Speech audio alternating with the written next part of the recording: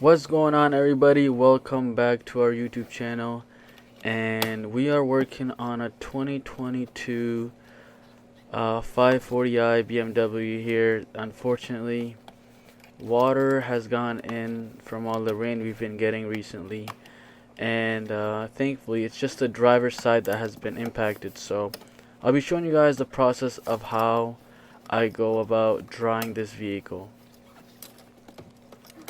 So step number one is to remove the seat, and before you remove the seat you have to disconnect the battery, and you don't want to be messing with disconnecting the wires underneath before you basically kill the car. So in the trunk you just open it up. I use a tool to lift up the back. It's kind of weird, it doesn't have a handle, so you want to use like a trim tool, lift up the first piece of carpeting, and then a 10mm bolt, it will just come out. So thankfully it was just the driver's side, because this car is an absolute nightmare to take apart. Here, this is really simple actually here. And a tip is, before you disconnect the battery, make sure you move the seat forward.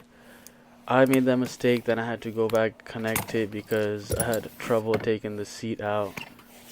And I do have this this video sped up, so there's a lot of you guys don't want to see this real time, trust me. It's not that exciting.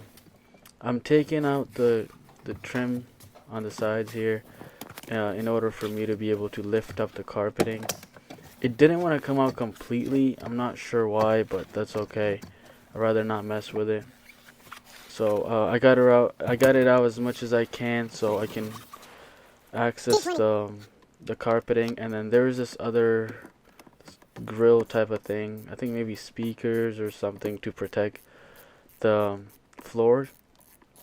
There was a lot of water that had gone in there as well, so I don't know what socket I used to remove it, but it wasn't too hard. One of the bolts was really deep, so you're gonna need like a deeper socket to get in there. Next up is to remove the rest of the trim and the handle to open the hood. I watched a video on how to remove that. That was pretty simple. I tried to mess with it before I watched the video, and yeah, I couldn't figure it out. So and then after that, there's this light up there where the foot area is, so you're gonna disconnect that. That's pretty easy too. And the pedal has to come out actually. It's screwed onto the floor, so that's not the hard part. The hard part for me was I had trouble disconnecting the wiring harness. In order for that part of the carpeting to come up and get airflow underneath, I had to take the brake pedal, no, I mean the gas pedal out. So like I said, it took a couple minutes, figured it out. Then I was able to start vacuuming the water, and this has soaked up so much water. I've never seen carpeting hold this much water before. This cushion had probably a couple gallons of water, so the next step was to vacuum up the water. So get a shop vac, and I like to hold it vertically so the water flows down. And as I was vacuuming, it was just sucking up so much water. It was crazy. I had never seen this much water get soaked up by the carpeting the way this had it. And even after I vacuumed up the water, I had this vehicle for a couple of days just drying with big fans and air movers and all that stuff. So it's possible you might get lucky if you're able to take out the carpeting completely. I'm not able to because I do need to take apart the dashboard, and for this vehicle it was unnecessary. It was actually a lease, so we're gonna save the client some money, and I get to save some time too. The job still came out great, everything done the way it should have been, but we did not go as far as replacing the carpets. He's not gonna be keeping it. There's no reason to spend like $2,000 to $3,000 taking apart the whole interior and put new carpeting in.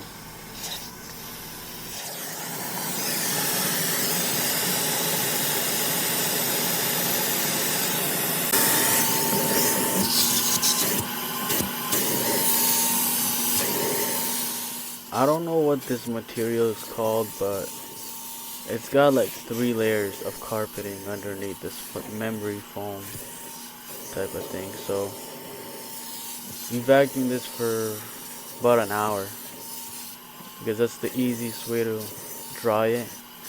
And then after that, we put in fans underneath as far as we could, because obviously on the sides there's still the same material that was wet.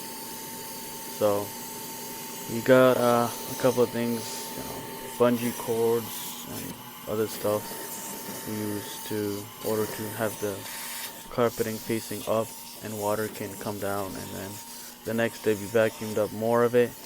But definitely it'll take about 2 days minimum, depending on how much water you got in there for it to dry.